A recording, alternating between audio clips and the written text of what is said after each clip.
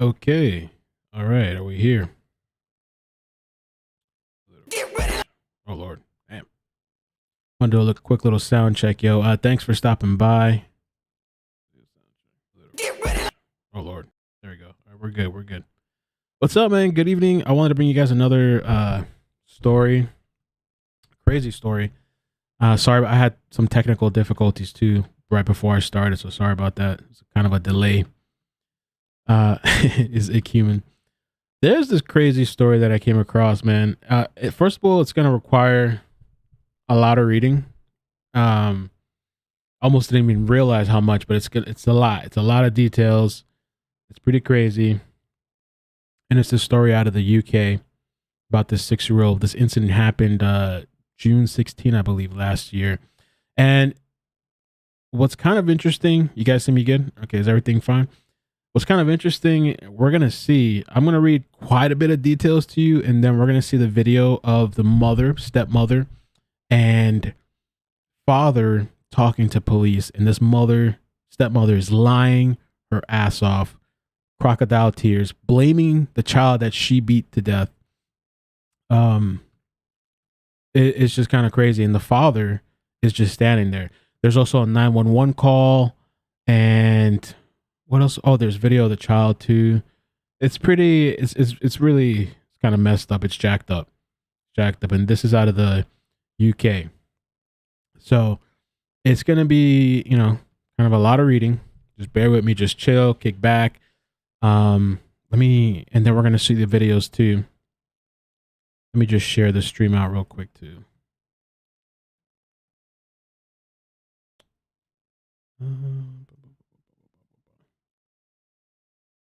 Wanted to squeeze in this story. Hopefully I didn't try to squeeze in too much for tonight, but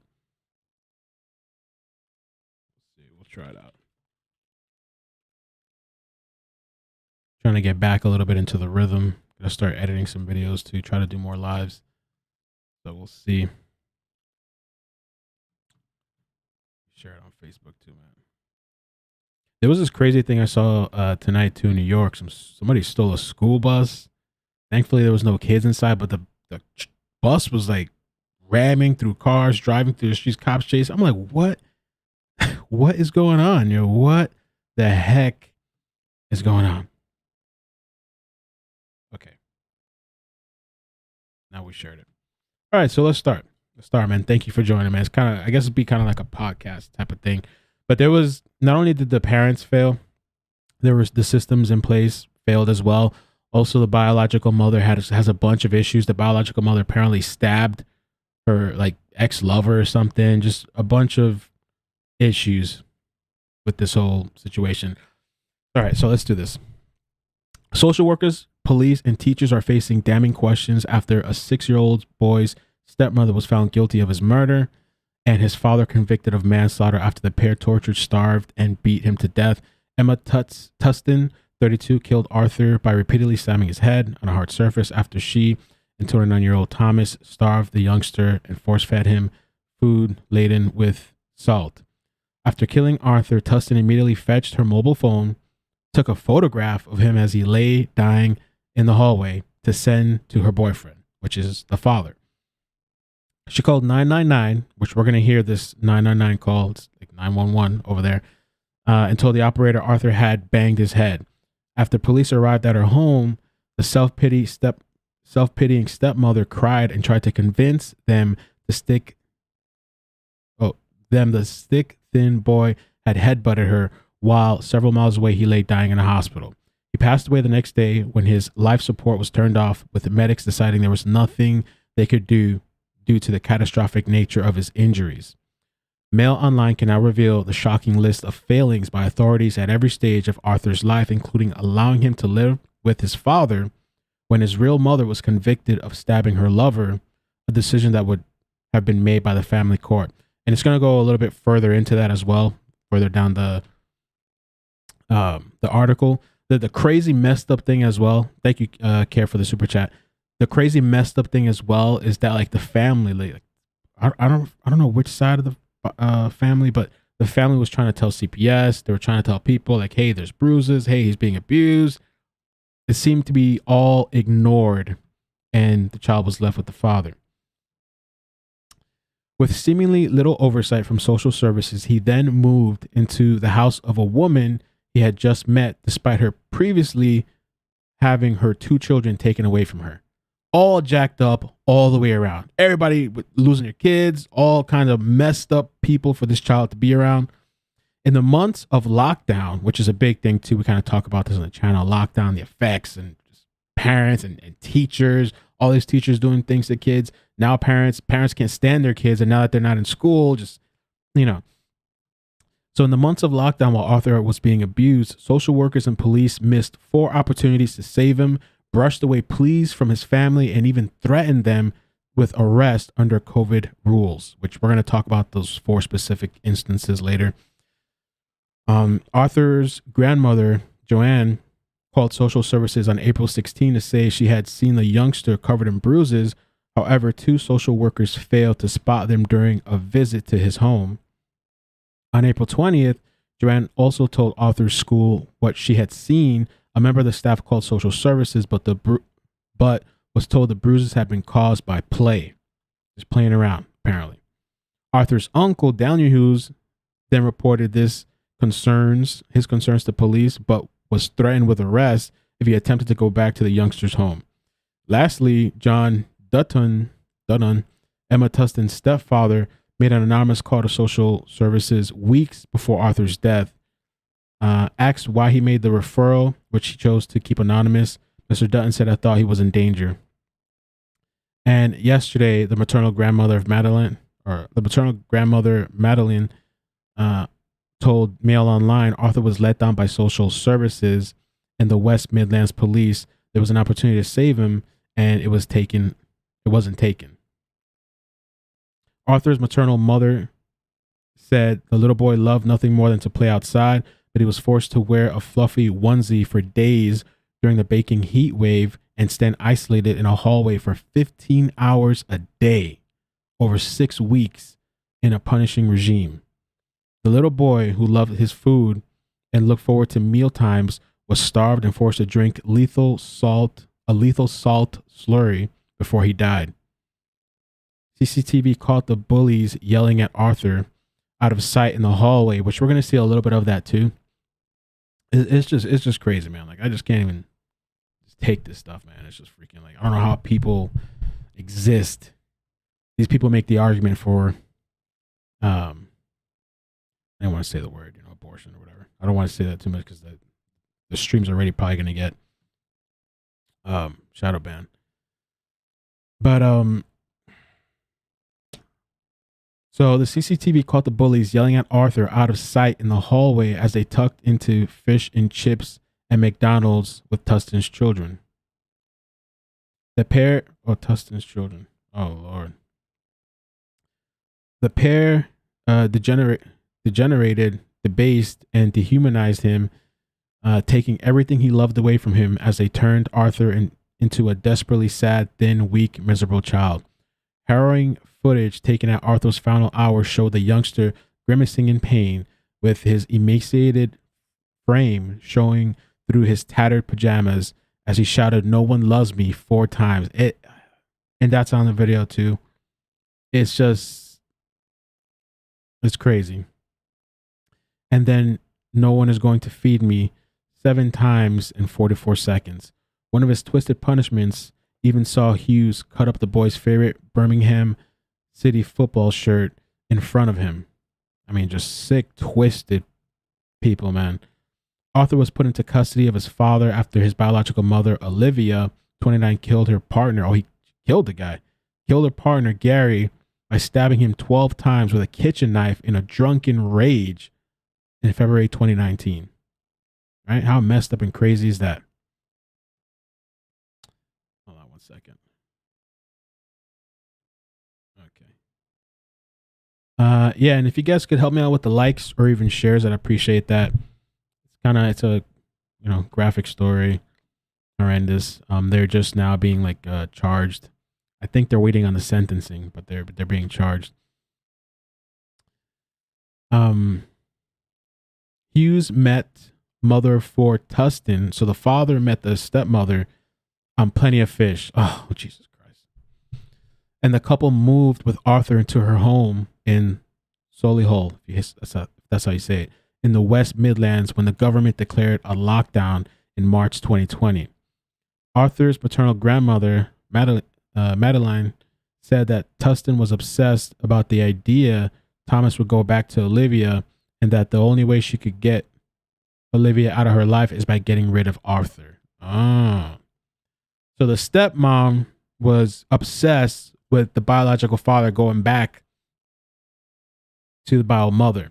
And so she felt, I guess, that to get rid of that, to stop that, let's kill the Arthur. These people selling out their kids for relationships. Happens all the time, every day. Right? Tustin, who had 2 of her 4 children taken into care following a suicide attempt, repeatedly complained she could not cope with Arthur's behavior during lockdown and begged Hughes to let him return to his grandparents.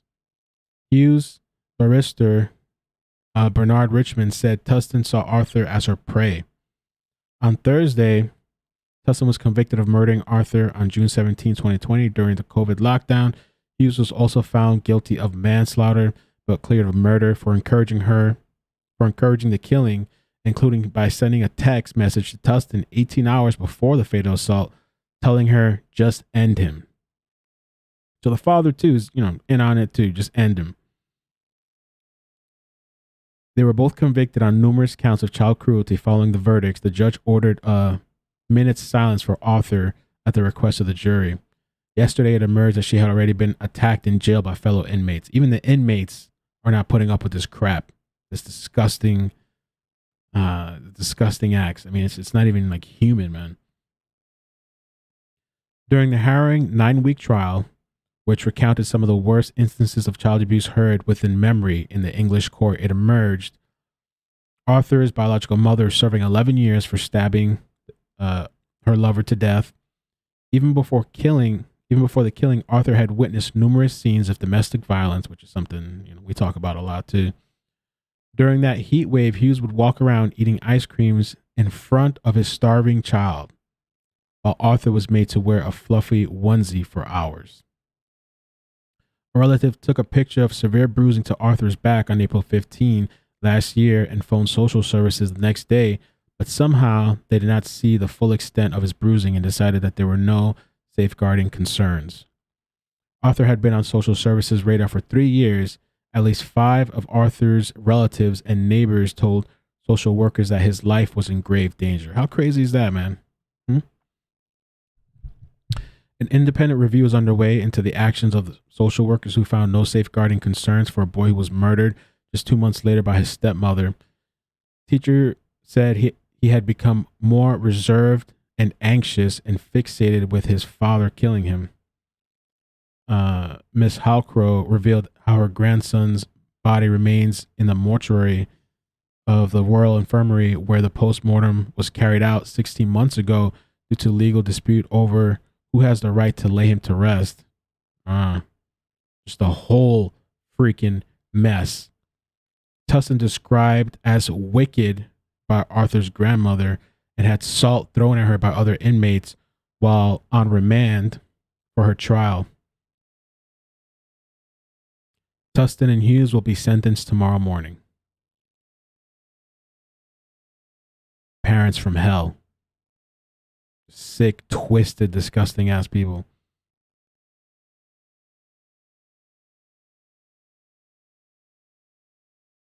So let's take a look at this video here. I appreciate you guys joining. Off the cuff, unpopular, or just, it's a UK story. Just briefly, what happened? Just briefly. You get the full screen. What happened? Basically, he'd gone out to get me a birthday cake for the kids. Arthur was told to sit on the thinking step. Arthur's put himself all over the floor. He's banged himself off the radiator. He's hit me. He's kicked me in the process of me trying to get him back on the thinking step. He's then gone on all fours on the floor, and I've told him to get up. And I shut the door over, and all I heard was a crack off the floor. He was headbutting the floor on all fours. Headbutted the floor once, said, "I'll get up, you're going to hurt yourself. I've phoned your dad." He went, "I don't care." At that point, he was fine. and then he dropped his head again as I've tried to bear hug him and pick him up, and he headbutted the floor 3 times. Here on this Yeah, carpet? round about, the door was shut, so if you go in, I'll show you. Because it's probably about here his head was, but it's concrete, there's no underlay under that.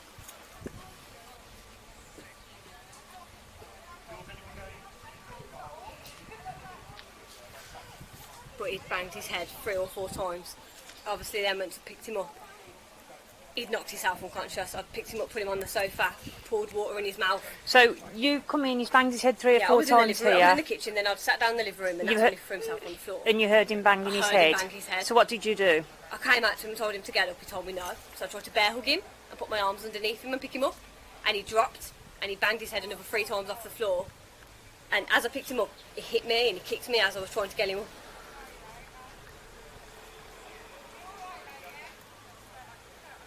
And then what? So, and you went... I picked him up off... Yeah, it's a good question. I don't know why her arm is blurred out. I know the license plate is blurred out, but I don't know why her arm... And the father looks all fidgety all over the place, kind of like... Yeah. Tried to put him on the stairs just to get him to... But his head's obviously going out, so I put him straight on the stairs. I said, "Baby, I've got to phone an ambulance." So he's unresponsive? Yeah. Like I say, he's like... The last 6 months, he's battered both my kids. He's smashed this house to pieces. He's battered his dad. He's hit me. When I tried to get him... Yeah, how disgusting is that? So this chick, this disgusting animal, she's blaming the 6-year-old. He's been attacking us. He's been going crazy. He's been attacking his father. She's putting it... I'm going to add her. I'm going to save this link after the stream. She's going to go to my infamous clips of these crocodile tear people. Get him off the floor from headbutting the floor. He headbutted me and he kicked me and he's hit me. Yesterday we went to my friend's house and he pushed me down 5 stairs. "You're not my real mum, I hate ya. I'm going to get my mum to kill you," he said. And even so, I've done my best for that kid. He fucking hates me. I tried to get him off the floor. Bruh, I just can't even believe that, dude. I'm going to see that one more time real quick if I can. And then we got the 911 call too, but damn, yo, that's just briefly, what happened? sick ass people, dude. Basically, he'd gone out to get me a birthday cake and stuff for kids. Arthur was told to sit on the thinking step.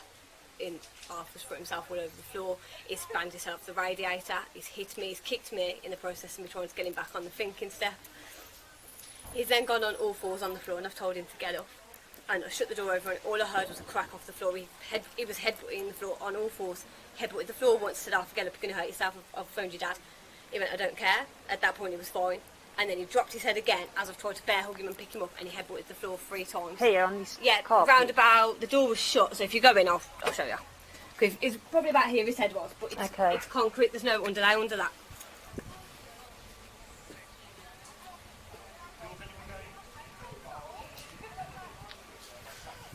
But he'd banged his head 3 or 4 times. Obviously, then went to picked him up. He'd knocked himself unconscious. I picked him up, put him on the sofa, poured water in his Yeah, it's a little hard to understand. mouth. So you come in, he's banged his head 3 or 4 I was times in the here. I was in the kitchen, then I'd sat down in the living room, and that's when he threw himself on the floor. And you heard him banging his head? Bang his head. So what did you do? I came out to him and told him to get up. He told me no. So I tried to bear hug him and put my arms underneath him and pick him up. And he dropped, and he banged his head another 3 times off the floor. And as I picked him up, he hit me and he kicked me as I was trying to get him up.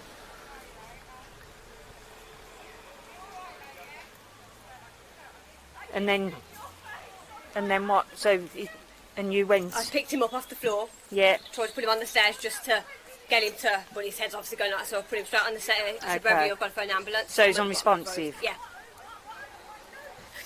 Like I say, he's like... The last 6 months, he's battered both my kids. He's smashed this house to pieces.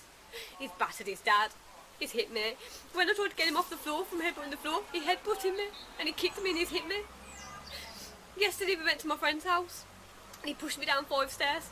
"You're not my real mum, I hate ya. I'm going to get my mum to kill you," he said. And even so, I've done my best for that kid. He fucking hates me. I tried to get him off the floor. Crazy, huh?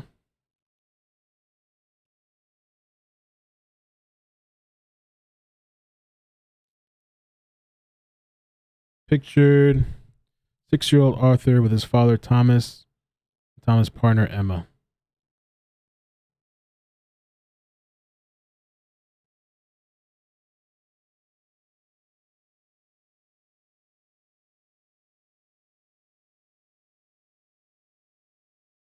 Something else, man. This is the 911 call. Let's check this out. Ambulance service. Is the patient breathing? Barely. Okay. Is he breathing right now, though? Even if he's... Is he breathing, Tom? He keeps taking big dark breaths. Basically, my 6-year-old stepson is fallen. He's banged his head. Okay. And while he was on the floor, he's banged his head another 5 times. Okay. He's lost colour. He's got a big lump on his head. Is he awake? So what, sorry? Is he awake? He's half in and out, Okay. but he's banged his head quite hard. Is his breathing noisy or abnormal? Is it noisy or abnormal? It's barely there. He's barely breathing. He's in and out. He's taking it hard. Okay. He's basically been treating us all up. Himself on the floor. He's headbutting the floor. I'm trying to pick him up in the process. He's headbutting me in the process. Okay. I've got him up. He was breathing like a little bit better at first. Yeah. Washed him down, put some water down him, tried to obviously get him Okay. like, a bit more colour in him, but then obviously I've seen the lump on his head that he's done to himself. Right. Help's been arranged for him. Okay. Yeah. Try and keep calm for me. Can you get him Yeah. lay out flat on his back? Flat on his back. How on old his is back. he? He's 6, nearly 7. 6 years old. Okay. Yeah. Right, there is me. And He's losing colour. He's very pale, but obviously it's a big bang. He's knocked himself out by the look of him. And he's barely breathing now. He's breathing. He's barely breathing. He's lifeless at the minute. Okay, so I'm going to tell you how to give basic life support. Okay, so you can just keep going. Still not responding. No. Okay, just keep going for me. He's Don't got stop. 2 big lumps on his head where he's banged himself. Okay, just keep going. Don't.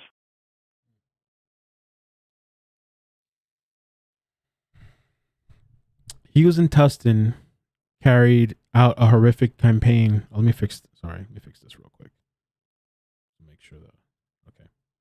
Hughes and Tustin carried out a horrific campaign of cruelty amounting to torture against Arthur, in which he was forced fed salt-laced meals, kept isolated in the home, starved, dehydrated, and routinely beat.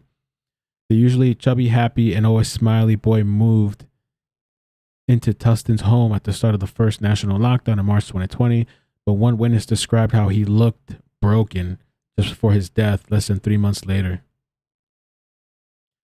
Tests revealed Arthur had also been poisoned with salt in the hours before his collapse. While a post-mortem examination found the youngster had suffered about 130 separate injuries, Tustin admitted to 2 counts of child cruelty during the harrowing trial of Coventry, that's how you say it, including carrying out 3 assaults on the boy and also making him sit and stand in her hallway for up to 14 hours a day. I mean, this is just... She accepted making 200 audio recordings of Arthur often crying and moaning during his punishments, claiming that she did so only to send them to Hughes in order to demonstrate the boy's naughty behavior while she was absent. Some of these extracts had been played out to the court, including one in which the boy can be heard saying, "No one loves me." I mean, that's just, oh my God, yo. I try not to even think about this shit. And another in which he cried, "No one's gonna feed me." Hughes, in evidence, had alleged Tustin mentally abused and gaslighted him into complying with punishing disciplinary regime, but also admitted lying to school staff who were checking on Arthur's progress during the first lockdown. He previously said he probably placed the couple's relationship above the welfare of his son. Of course, a lot of people be selling out their kids, yo. This is crazy. Tustin, who accepted being cruel to Arthur on occasions, was pregnant with Hughes' unborn child at the time. To the stepmother and the biological father to Arthur, she was also pregnant. Has said she was disgusted and ashamed by her admitted behavior, but she callously claimed that Arthur's fatal head injury must have been self-inflicted, possibly caused by him throwing himself down the staircase in her hallway, and describing how she heard a bang and a crack. During her evidence, she said that just because medical experts had concluded Arthur's death had been caused by head trauma inflicted upon him by an adult, that doesn't make it true. During one audio clip recorded during the period when Arthur was being forced to stand like a statue near the front door for hour after hour, Tustin was heard loudly repeating, "Do it, do it," I mean, she must have been enjoying this. That's the only thing I can think of. It must have been some sort of like enjoyment out of this for these people. One another recording from one another recording from more than a month before Arthur's murder, he could be heard screaming and moaning, "I'm scared, I'm scared." CCTV from an in-lounge camera captured Arthur on the morning before he was fatally injured, appearing to limp and cry and struggling to fold up a duvet he had been given to sleep downstairs. During a trial, Mr. Hankin asked Tustin, "Are you not a camp guard following the rules, are you? You relish policing Arthur, we can hear it in your voice." Arthur's murderer answered, "I did follow the rules. You don't hear anything in my voice. If you want to make suggestions, I can't stop you doing that, but that's not the case." Around 2 weeks before Arthur's death, Tustin recorded herself commanding Arthur to put his arms by his side. She agreed with Mr. Hankin that Arthur had been made to stand in a model posture, likened in court to a soldier on guard outside Buckingham Palace. After Mr. Hankin said the recordings painted a picture of a child in utter distress, Tustin told the court, "I can hear that now, but when I was there, I just thought he was acting like a baby. At the time, because of how much we had going on with Arthur, I didn't recognize it." Tustin, who was unclear as to when Arthur had been given a treat like an ice cream or allowed to play outside, admitted that she had been deliberately cruel, but claimed her actions had left her feeling like absolute crap. Mr. Hankin also suggested Tustin had developed a hatred for Arthur and viewed him as an obstacle to her relationship with his father. The Crown's barrister put it to Tustin, "You subjected him to a campaign of appalling cruelty, didn't you? Day after day, multiple forms. Standing, being assaulted, restricting his food, restricting his drink, assaulting him, the list goes on." Although she disputed that Arthur had been denied drinks, Tustin told the jury, "Even though I knew it was cruel, I convinced myself it had to be done."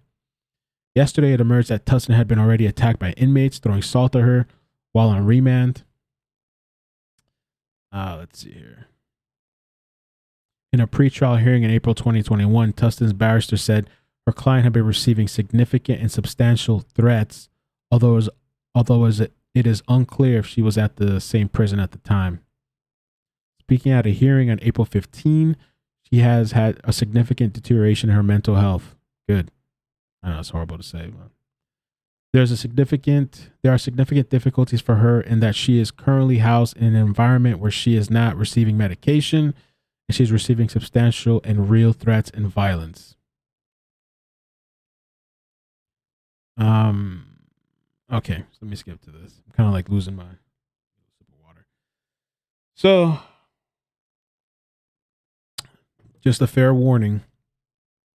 You're not gonna visually see, because you're gonna see him standing, but then they're gonna take it out of the way. But you're gonna hear him say, "No one loves me." So, if that's just a heads up, maybe you need to, if you don't want to hear that.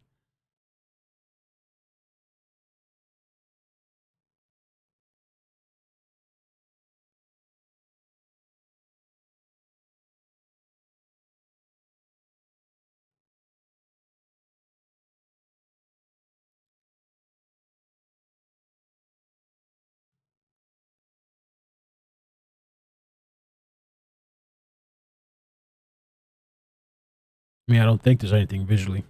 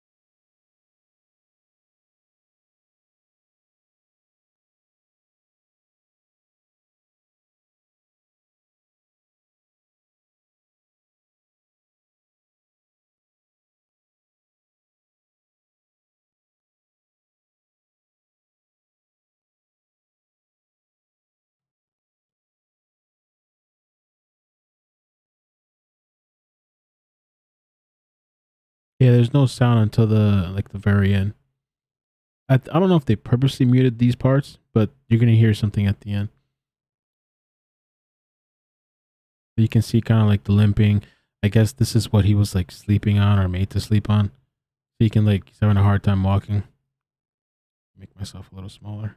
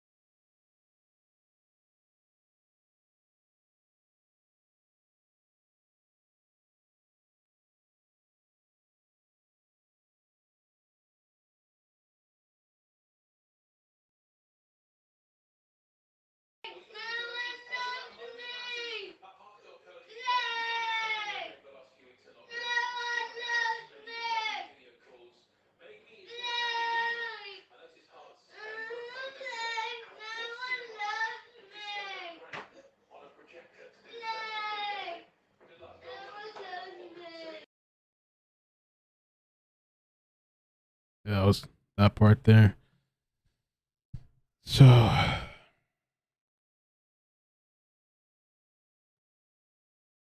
there's some pictures of him too right here. I don't know, man. This shit is just like I.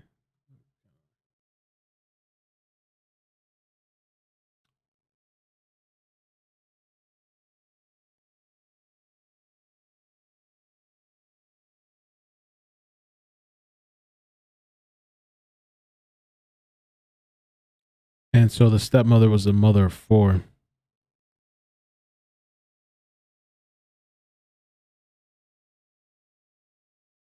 I think there's no justification for the actions that or the treatment of Arthur. There is no rational argument you can put forward. It's just real evil, inhumane treatment of another human being.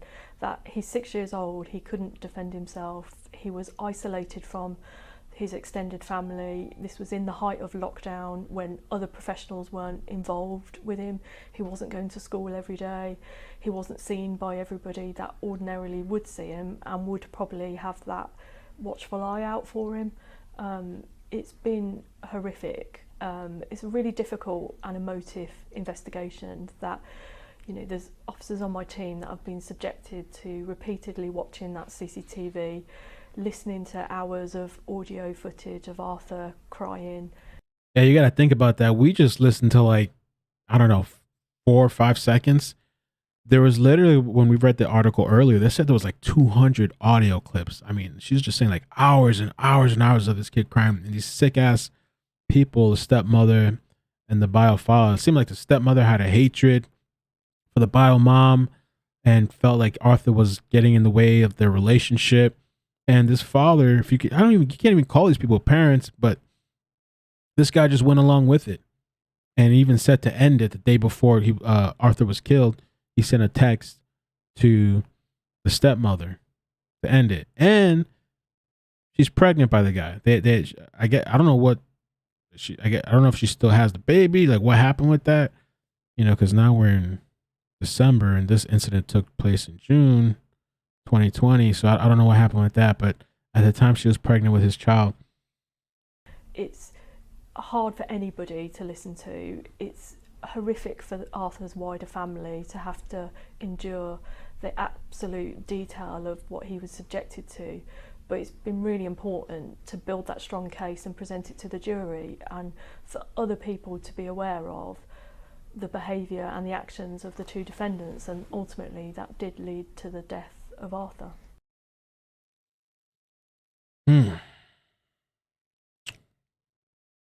So the next portion of this is the little boy who never stood a chance, how authorities missed 4 opportunities to save Arthur, ignored pleas from his family, and even threatened him with arrest. So I'm going to skip past this because the article breaks it down one by one. So we'll go one by one. So this is the mischance, the first mischance. And so this was grandmother's reports bruises to social services, but they failed to spot them during the visit. And so I don't know how the hell you missed that. You know, I mean, that's a big bruise. Arthur's parental grandmother, Joanne, made a call to the council's emergency team on April 16 to report the bruises. She also told them Arthur had said the injuries were caused by Tustin, stepmother, who grabbed him to the face, called him names, and punished him, and he bumped his head on the stairs. In response to her report, the social worker Jane, okay, we got names, and support worker Angela were dispatched to the family home the following day. Miss Canova told jurors that she arrived to find Arthur playing outside. He appeared clean, very happy, and boisterous. She was unable to spot any bruising other than the faint yellow mark in the middle of his back, which this is like not even the middle of the back. I mean, how do you not check that? You know, like how the hell do you miss that? It's bullshit. The image was taken by Arthur's grandmother, Joanne. I mean, after speaking with Tustin and Hughes, she and Miss Scarlett formed the view that Arthur was cared for in a happy household. We're all getting like, isn't that crazy, yo? I mean, I don't know what it is to be like the perspective from like a social worker or something, but like, I mean, months and months of torture. Like, how the hell? Like, it can't be that hard to just look at the back, right? I mean, I don't know. They reported no safeguarding concerns, and the case was not referred to a full social services assessment. Instead, they offered to put a support worker in touch under the early help scheme, but no work took place. Ms. Kavanagh said she was left in shock when she eventually saw the photo of dark bruises on Arthur's shoulder blades. Asked in court if she could explain why she wasn't able to spot the bruises, which had been noticeable a day earlier, she replied, no. She added, I was shocked and in disbelief that these photos could have been taken the day before. My colleague and I hadn't seen anything the day afterwards. Is there something they could have done to hide the bruising? I mean, I don't know. Arthur's maternal grandmother said Joanne and her husband, Chris, visited at her home in Birmingham in April to show her the photo of Arthur's bruises and ask if she knew how Arthur had gotten them. She told Mail Online, I had no idea whatsoever because I had been blocked from having any contact with Arthur by Thomas, and I hadn't seen him since October 21, 2019. I immediately called social services, but they told me they'd already been to Arthur and they didn't have any issues. I sent them the photograph of his back and then called the police, who said they'd also gone to the house, and like social services, they had no worries as the property was immaculate. Wow. Immaculate. My response was to say, so an immaculate house doesn't constitute a child abuse then? As far as I'm aware, there were no more visits after that. Both police and social services were lied to by Thomas and Emma, who told them that the bruises were from boisterous play. I know it's difficult because there hadn't been previous contact with Arthur, but nothing was done when it should have been. The nurse added the whole social services department failed Arthur. They must have seen how poorly Arthur was, how fatigued and weak he was. He died just 8 weeks later. You know, so we saw that video where he's like limping, man. Like he's just limping, you know, barely able to walk, being crying just for somebody to love him. It's just crazy. The director of children's services at the time, Louise, left in August before the trial began. Ree's LinkedIn profile boasts that she is now retired and loving it. Arthur had been on social services radar for 3 years. In 2018, he was referred to them twice over concerns of his mother, Olivia, an alcoholic and drug user who was eventually jailed for stabbing to death her lover. Damn, bro, who's this? Oh, this is the BI. No, I shouldn't say that. Let me not say that. This is the director of children's services at the time of Arthur's death that's living her best life, Louise Rees.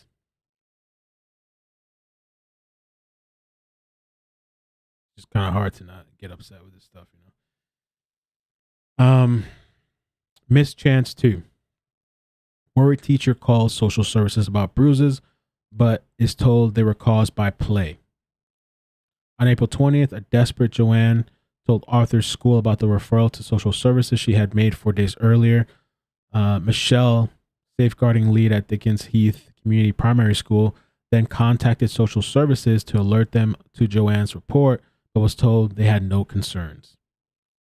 Ms. Hull told jurors Ms. Hughes phoned to make us aware she had concerns about Arthur and had made a MASH, multi-agency safeguarding hub, referral.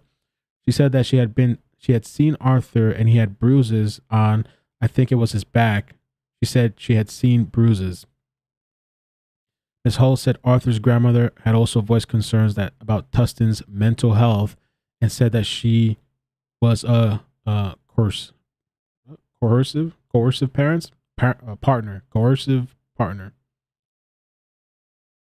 The hell is that? Coercive? I don't know. Let's do it together. Let's learn. Let's learn together. I think it's coercive. Coercive. Oh, coercive. Oh, okay. They're going to kill me for that in the chat. She added she was concerned the relationship wasn't a positive one. She was worried about Thomas and Arthur because the partner that he had, she was worried about her mental health. She felt his partner, Emma, was coercive. Jonas, prosecuting, asked Ms. Hull whether social services had explained to her the nature of the checks they carried out on Arthur while visiting him at home. What, if any, information were you given about the nature of the checks that social services had been performed? Ms. Hull replied, they said they'd seen Arthur and that injuries were from boisterous play. That the family relationship seemed okay. They had no concerns. Asked if the support worker had given further detail about the injuries she had seen, Ms. Hull said, I think she referred to the bruises on the back. Ms. Hull said the social worker didn't have any concerns about parenting by Tustin. The teacher added that social services told her she wasn't allowed to share any information with Arthur's grandmother because parental consent hadn't been given.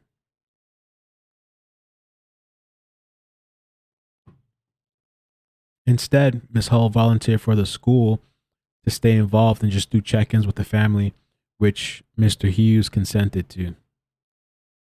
Asked why she made the offer, Ms. Hull said because they were a family that had taken in and nurtured, and that's very much how our school works. Because they were a family we had taken in. So he started school in February 2019. At the time, he had been told that his mother, on remand for killing her boyfriend, had left to join the army. By October 2019, his teacher, Eileen, said that he had learned that his mother was in prison and had become more reserved and anxious. She said he had become fixated with his father disappearing from his life, being taken away from his father, and his father killing him. Hughes and his mother had a meeting with both the school and pediatrician in November 2019, at which they spoke of their concern for how vulnerable Arthur was, how he was clingy, babyish, and obsessed with cuddly toys. They were told by both the school and the medic that these were normal symptoms for a child in Arthur's situation, and that they should respond with love, understanding, and not punish him or take away his toys. And the school made a referral to the mental health services, and in March 2020, Arthur met with Carrie, a practitioner. A lot of reading, man. All right, so we got Miss Chance 3 and then Miss Chance 4, and then I think that's it. Oh, and then there's the biological mother. Oh my God. No, we're definitely not going to do all that. We're almost at the end, but let's do 3 and 4, and then I want to skip to the bio mother. Okay. So Miss Chance 3, youngster's uncle tells police about his injuries, only for officers to threaten him with arrest over COVID rules if he goes to check on his nephew. Arthur's uncle Daniel said he also had photos of the youngster's bruises and showed them to police, but never heard anything back. Daniel said he and other relatives tried to visit Arthur at home to confront Tustin and Hughes. After the attempted visit, he contacted West Midlands police to report his concerns, but instead of taking any action, an officer threatened him with an arrest for breaking COVID rules if he tried to visit the house again. There's a picture of This is the home where Arthur was abused, which his uncle Daniel Hughes tried to visit. Damn. Daniel told jurors that a reluctant police worker eventually agreed to receive photos of the child's bruises, but he never heard anything back.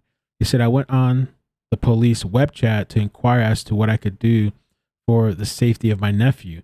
I had a web chat with an operative. He gave me a case number, and within 10 minutes, a private number called me. A police officer identified himself, who said he had been around to the address and spoke with Tustin and Tom. We were advised that if we were to return to the address, we would be arrested. I said I had photos of Arthur's injuries, and I didn't believe that if he had seen those injuries, he would be happy. I said I had photos of Arthur's injuries, and I didn't believe that if he had seen those injuries, he would be happy that he was okay. He reluctantly received the photos, and he said he would speak with a sergeant and get back to me. He never did. Daniel did not receive the specific date of the call, and it's not clear who took the photos. After Arthur's death, a neighbor wrote on Facebook claiming they had also informed police he was being abused. They wrote, I rang the police, I rang child services, they did nothing, and as a result, the toddler has died. Child services makes me feel sick. Besides the failings of social workers and social services, West Midlands police have been investigated over their handling of the case by the Independent Office of Police Conduct, who are now due to release their findings.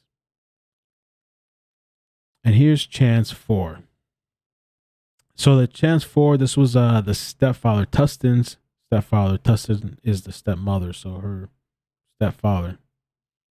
Weeks before the murder, John Dutton, Tustin's stepfather, told jurors he made a call to social services just weeks before Arthur collapsed with fatal brain injuries on June 16, 2020. Asked why he made the referral, he chose to keep it anonymous. I thought he was in danger. Mr. Dutton said Hughes dished out the discipline on visits to his home and admitted to slashing Arthur's beloved Liverpool and Birmingham City football shirts. He also said that during one visit during the first COVID lockdown, Hughes confessed how he had gone to town on the youngster. Mr. Dutton said he told us that he had gone to town on him, and when he had done it, he went up to the shower and he cried his eyes out. So weird. Asked by Prosecutor Jonas what Mr. Dutton took that to mean, he sobbed. Belt the life out of him. He added, I was just shocked he didn't seem the type. Mr. Dutton told the court that after the call, he stopped allowing Arthur into his house because his wife was distressed about how he was being treated. He said Arthur was ordered to sit at a table and face the wall for hours like a zombie whenever he was brought over to their home. Wow.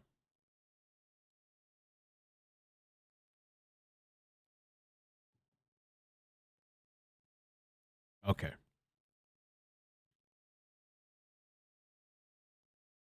Okay. So this is going to be the last part here that I'm reading. Still quite a bit. So this is the biological mother. Arthur's biological mother was sentenced to 11 years in jail for stabbing her lover to death, leaving the tragic 6-year-old at the mercy of his evil father and stepmother. Full details of Arthur's horrific childhood raised by violent alcoholic Olivia were revealed during the harrowing 9-week murder trial. Arthur was pushed into his father's custody in February 2019 after Olivia killed her partner, Gary Cunningham, 29, by stabbing him 12 times with a kitchen knife in a drunken rage. Reminds me of that. Isn't there that UK story too? That crazy ass woman that stabbed the guy and then like cooked him. She was like cooking his head on the stove and like she was preparing it on the table and stuff when the cops came. Well, she was passed out when the cops came, but like I think the head was in the pot or something, and there was like human remains on the table, and she had stabbed that guy. I forgot her name. Crazy ass woman.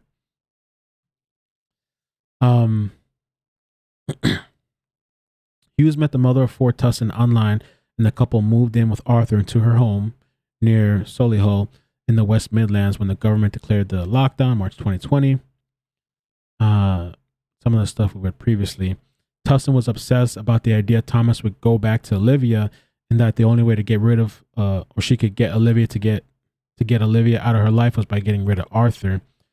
Tustin, who had 2 of her children taken into care following the suicide attempt, repeatedly complained that she could not cope with Arthur's behavior during the period of confinement and begged Hughes to let him return to his grandparents. Oh wow. So this is bio mom here. And this is the boyfriend, I guess, at the time. Even before his death, Arthur had witnessed numerous scenes of domestic violence. On one occasion, Olivia had stabbed Mr. Cunningham while Arthur was present. So she did that crap in front of Arthur. Arthur also witnessed rows between his mother and his father, Thomas, and on occasion ended up cowering under the covers as they tore into one another. Olivia had been seeing Hughes and Mr. Cunningham at the same time, and Hughes was still having a sexual relationship with her up until the point that she killed Mr. Cunningham. So they're all together, all messing around. Jesus. They had a furious row on February 16 about her sleeping with Mr. Cunningham and ended up physically wrestling over Arthur as Hughes took him away to his parents' house. Olivia was originally convicted of manslaughter on grounds of diminished responsibility and jailed for 18 years. In August last year, the conviction was overturned by the Court of Appeal after the judge ruled that she may have been acting in self-defense. But following a retrial in the Birmingham Crown Court, jurors once again found her guilty on manslaughter in July 2021. Yo, how crazy is this? Like, this story is just like winding and winding and winding. And was sentenced to 11 years. Wow, that's it? 11 years? The court heard Olivia had been Mr. Cunningham's on and off girlfriend. At her original trial, she claimed that she had been the victim of sexual abuse, including rape, and at the hands of her victim. But Judge Simon dismissed those allegations and described her as someone who could be bullying and manipulative and prone to lies. After his mother's arrest, Arthur went to live with Hughes. In July 2019, a doctor recorded Arthur as suffering from high anxiety. Wow. In November 2019, Arthur was in such a state that Mr. Hughes and Thomas spoke to both his school, Dickens Heath Community Primary in Shirley, and pediatrician Dr. Sarah Dixon about it. Arthur was said to be clingy, having nightmares, obsessed with murder, anxious, babyish behavior, trust issues. All were said to be completely normal for a child in the circumstances. I guess because they knew maybe about the stabbing. Arthur had also said he was worried his dad will kill him, and that was not normal. The doctor told Hughes that she should love and cherish his son, care for him, not subject him to change or treat his poor behavior as naughtiness. Arthur had variously been told that his mother had joined the army and been sent to jail, but she would soon be released. The school's special education needs coordinator Eileen and told the hearing that Arthur was becoming fixated. We read all this. Fixated with his dad disappearing from his life, being taken away from his dad, and his dad killing him. I mean, he's got to be super traumatized, especially mom disappearing and being gone. And now he has only one person left, but that person is abusive and destructive. Miss Carabine said Arthur started at school in February 2019, but in March that year, he had no idea his mother was in prison. The teacher said that by October 2019, Arthur had deteriorated and had become more reserved and anxious, not quite as smiley, she added. The school told Hughes that he should be honest with his son after Hal Crowe was jailed in September 2019. His mother disappeared and he doesn't know what's going on. 2 days after Arthur's 6th birthday, on January 6, 2020, Hughes went to the doctor to say the school were concerned by his cleanliness and his obsession with soft toys. Tustin's barrister, Mary Pryor, told the court. She said the teachers had said this was completely untrue. On March 4th, Arthur sobbed at school, saying his father had taken away his favorite teddy. The school spoke with Hughes and told him that this was wrong, and above all, not to discipline him. On New Year's Eve, Hughes had gone toe-to-toe with his father, and they were screaming at one another because Hughes' parenting had been criticized. How dare you criticize the parenting, right? This led to a breakdown of Hughes' relationship with his family. Arthur was said to be missing his mother, but Hughes banned all contact and prompted a meltdown on Mother's Day. Miss Pryor said that Tustin repeatedly told Hughes that she could not cope with that either. Arthur or both of them should return to his parents' house. So I'm having trouble time. I'm past with the reading. We're at the end though. I didn't get to pre-read these last parts because it was so long. Okay, so Miss Pryor said that Tustin repeatedly told Hughes that she could not cope and that either Arthur or both of them should return to his parents' house. She said that during the lockdown, Hughes spent his time in bed or playing computer games or going on long shopping trips, leaving Tustin to deal with all the children. This guy just dipped out. She quoted a text from him to Tustin, then pregnant, at 5 p.m. on June 13. I am naked on the bed, waiting for you, all prepped and waiting for you to take my soul. Okay. Emma replies that he'll be waiting a very long time. At this stage, he had started to deprive Arthur of food and water, and the boy was screaming. The noise and cruelty was not stopping him from being aroused. What? The noise and the cruelty was not stopping him from being aroused. During that heat wave, he would walk around eating ice creams in front of a starving child. During May, the school reached out to Hughes offering to have Arthur in school despite the lockdown. They were offering, hey, please bring him to school. He told him that Arthur was really happy. When the school did reopen on June 8th, he told them Arthur could not come in due to a headache. She told the jury, read the messages with care. She regularly asking him, please come back, please help. I can't cope. I'm crying. I'm broken. Please take him back to his nans. She was saying again and again, what do you want me to do with him? Miss Pryor says. In reply, Hughes told her, end him, finish him, take his jaw off. But she did not do any of those things. In one message, Hughes threatened to take his jaw off his shoulders and told Tustin, just gag him or something. Tie some rope around his mouth with a sock in it or something. I mean, everybody failed this kid. Everybody, like, hugely. He didn't want to deal with the child. She couldn't deal with it. It's not even her biological kid. She has issues, clear issues, mental health problems. The biological mother screwed up. The father screwed up. And all he could have done is just taken that Arthur to the grandparents. They would have taken him. She pointed out that Hughes had told police, I couldn't hit a woman or her kids, so Arthur took the brunt of my frustrations. This included headbutting him, pressure pointing his neck, putting his foot on his stomach, and assaulting him over and over again. She quoted Hughes as saying it was a clash of egos, and that his way of crushing his son's ego was to do stuff like telling him he would take him to see his nan and granddad, and then driving him around and telling him it would not happen. He also cut up the boy's favorite football strip in front of him. Man, that's just so sad. My voice is kind of going, yo. Appreciate you guys rocking with me. I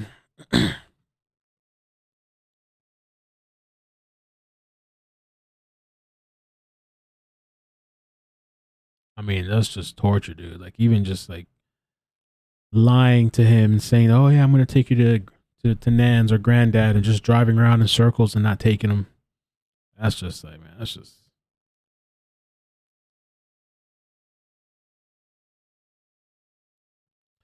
And so I believe tomorrow is supposed to be the sentencing for these people, These trash people. Emma Tustin.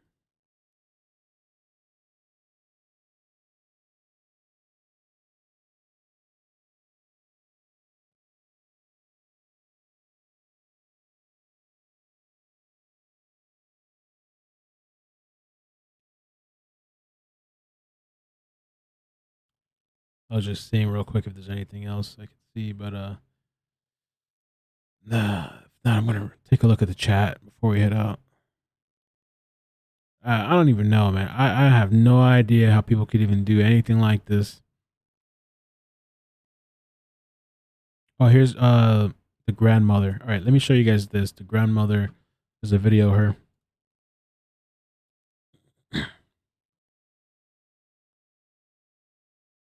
Scroll down.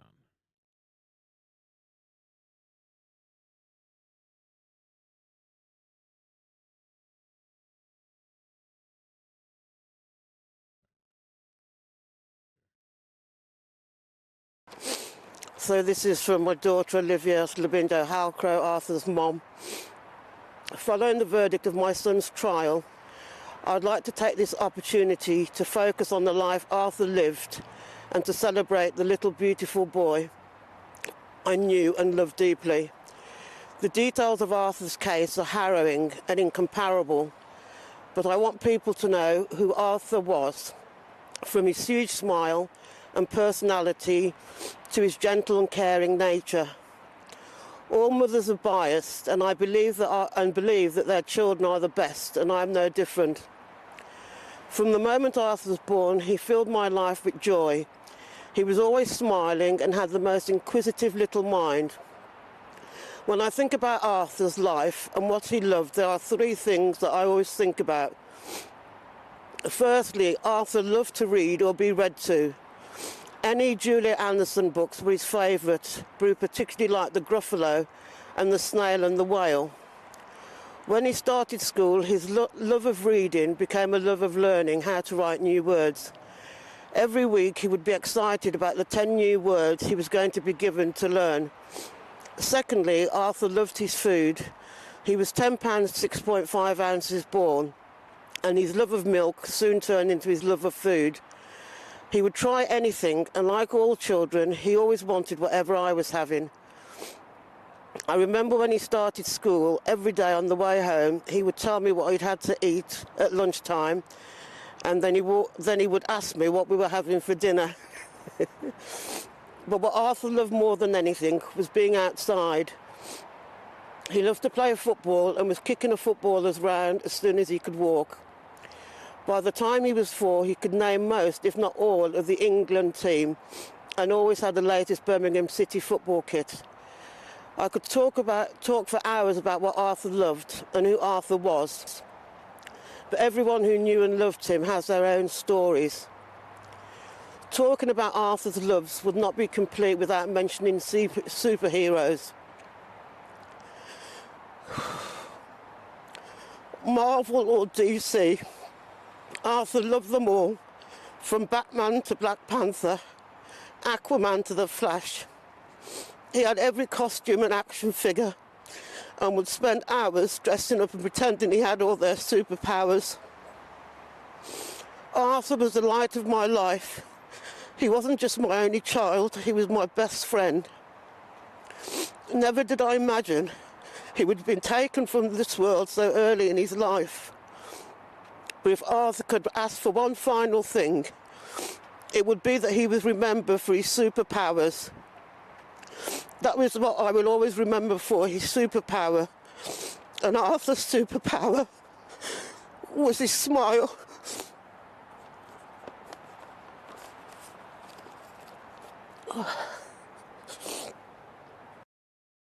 So it says here, this is the tribute.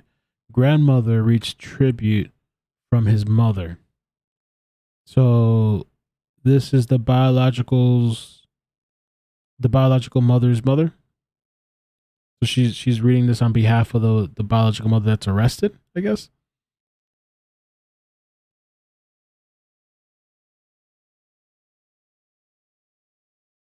I'm assuming that's what it is. Yeah.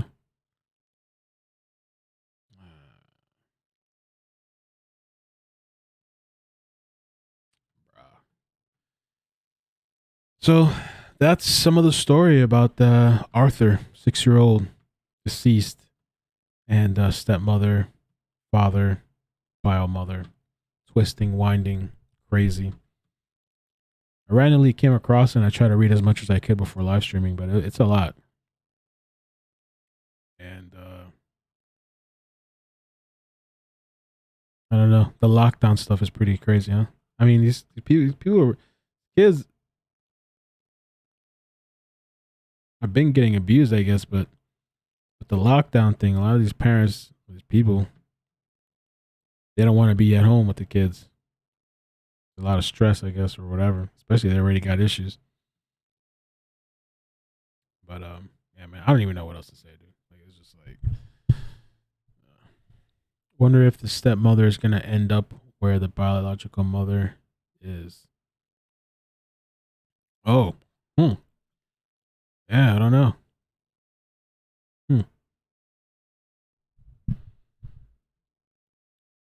The bio mother cared enough about her child, she wouldn't have committed. That's what I'm saying, man. Like, I hear the tribute, I'm just kind of like, I mean, if it's from the biological mother, it's kind to me, it's like, you know what I'm saying? Like, you did horrible. You did horrible. I mean, it's just like, I mean,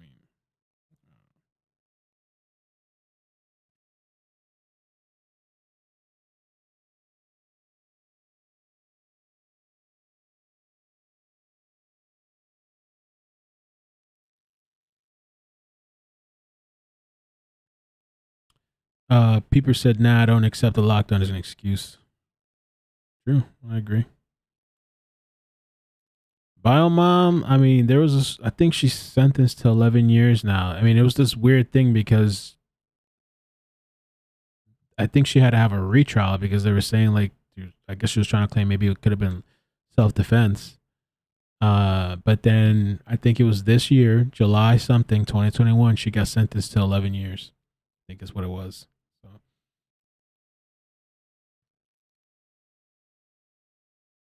So I mean,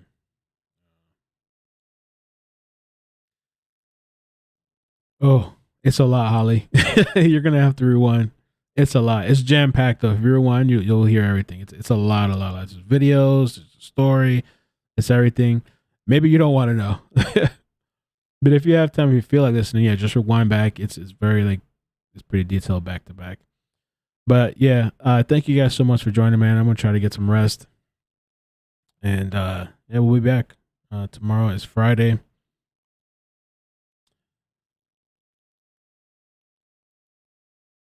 It's Friday. Discord night. Probably do some more videos tomorrow. We'll see. It's all good, Holly.